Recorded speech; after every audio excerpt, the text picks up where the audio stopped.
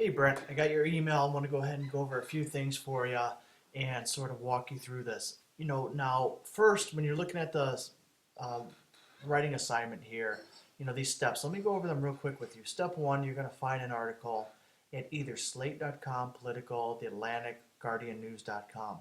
So what I want you to do, the purpose of this is I want to be able to go to a website and be able to break this uh, whatever it is that you find, whatever what's the word I'm looking for, whatever article that you find through one of these websites, Slate, Political, Atlantic, Guardian News, and I want you to be able to identify the website and the article you chose, okay, and summarize that article.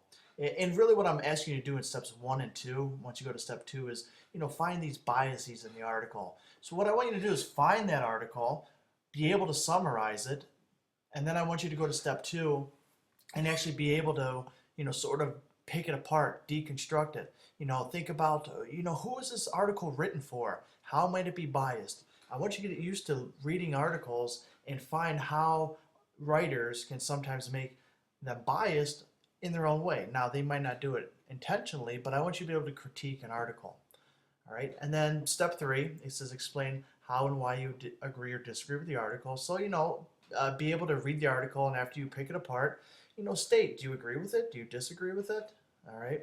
And then step four, which is I think the question you had, is finding another article. Step four is a different article. This is an academic or peer-reviewed journal article dealing with either politics or government, okay, and the media. So what I want you to do is be able to go to NTC. So if we click on, go to ntc.edu, and then go ahead and click on library right here. You click on that, and what will happen is it'll take you to a search or a database. And what you'll do is you click on article quick search, and you could type in a bunch of different terms. You could type in politics, you could type in government, you could type in media. So just for argument's sake, let me type in politics, media. Okay, it's going to ask you to put in your email account, log in. Okay, might be a different one here. All right, let me try another email. This is just your email account. Okay, now it should log me in. So once it logs you in, what will happen is though it's pulling from that database that I was just talking about. So it's pulling where I put politics and where I put media, and it's finding any journal articles dealing with that. So what this is doing is getting you comfortable with using the library and being able to pull up some journal articles. So here you can see just by typing these two simple words, I got 240 results. And you can scroll through here and find something that you would find interesting. All right. So maybe politics, media, and money might be a good one.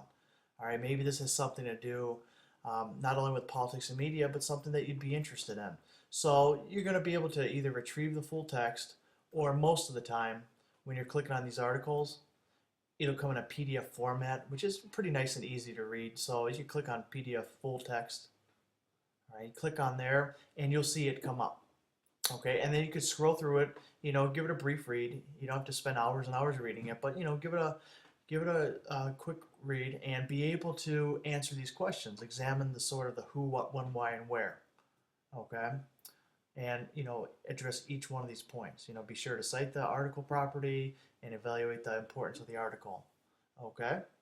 Now, if you have questions about citing, I'll tell you that in 1 second. But again, let me sort of reiterate. You're going to go to NTC Library, go in the article search, search it, and then pull up one of those articles.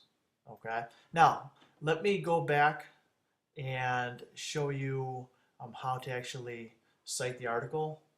Oh, if I go ahead, log back in to Blackboard, if you click on your course, you'll see, I believe it's under web resources, I have an APA sample. This might take a second to pop up here. Let it load. But what you'll see, okay, let me double click on that. All right. What I do is I created a little sample right here so you can get an idea of what a paper should look like. Here's what a front page should look like. I even put some comments, how to go about that. Here's what your body should look like of your paper. And then just a quick reference, right? That's sort of, you have the last name, first name, date, title, and then what journal it came from. and it'll say when you pull up the journal, maybe at the top or at the bottom of the page, what journal, and then any page numbers that are on there. And that's really all I'm looking for. There's a lot more to APA format, but pretty much a front page, body, and then just being able to cite this, okay? So those are the three things I'm looking for in terms of the paper. And if you still want to meet with me, that's fine, but I figured I'd at least go ahead and send this out. It sounds like you want to get started on it right away. So go ahead, look that over, check this out. If you still have questions you want to meet, we could definitely do that. I have class from 11 to 2, so we could either meet before then or after then. I do have office hours at 10 o'clock though. So check this out and let me know if you still want to meet, okay? All right, good luck writing this.